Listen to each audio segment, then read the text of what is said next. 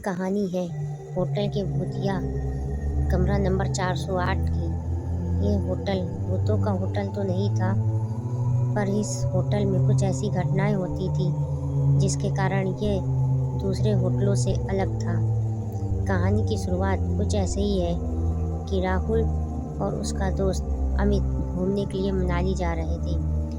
मनाली पहुंचते ही वे सबसे पहले अपनी कार से उस होटल में गए जहां उन्होंने कमरा बुक किया था। वहां थोड़ा आराम करने के बाद वो दोनों घूमने निकल गए।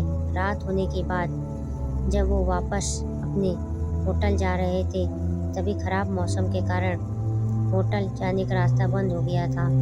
रास्ते को सही होने में सुबह तक का समय लगने वाला था।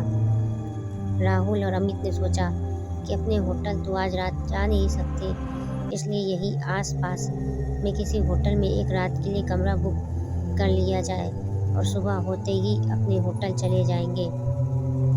वो दोनों कमरे की तलाश में अपनी कार से इधर से उधर होटल ढूंढने लगे।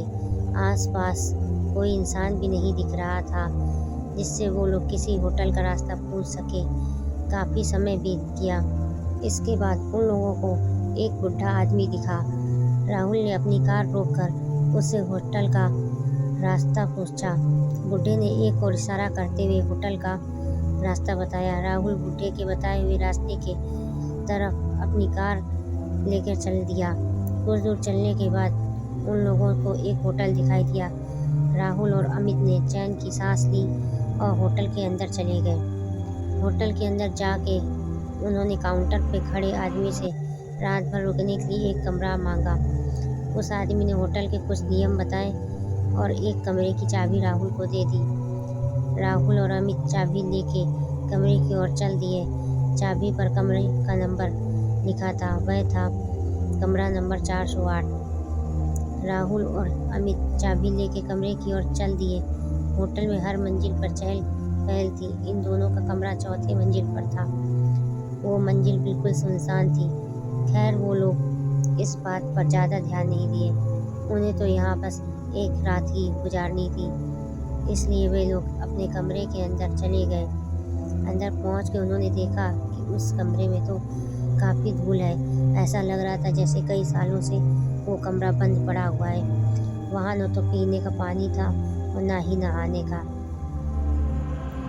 राहुल ने वहाँ पे रखे फ़ोन से होटल के स्टाफ को कॉल किया। कॉल किसी ने उठाया पर कुछ बोला नहीं। डरावनी सी हंसी के बाद कॉल कट गया। उसके बाद ही वापस उसी फ़ोन पे कॉल आया। इस बार होटल के स्टाफ ने कहा, सर, आपने कॉल किया था, बताइए हम आपकी क्या मदद कर सकते हैं। राहुल ने जवाब दिया, आपने हमें एक ऐसा कमरा दिया है, ना ही यहाँ पीने का पानी है और ना ही नहाने का। चारों तरफ सिर्फ धूल ही धूल है।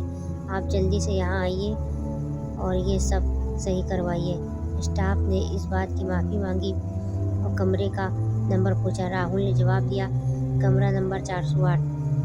इतना सुनते ही स्टाफ भी डर गया और डरते हुए राहुल से पूछा, सर, आप उस कमरे में क्या कर रहे हैं। राहुल ने चिल्लाते हुए कहा, ये क्या मजाक चल रहा है, आप लोगों ने ही तो मुझे इस कमरे की चाबी दी है। स्टाफ सहमी आवाज़ में बोला, सर, जितना जल्दी से जल्दी हो सके आप उस कमरे से बाहर निकलिए और नीचे आइए। राहुल ने पूछा, पर क्यों।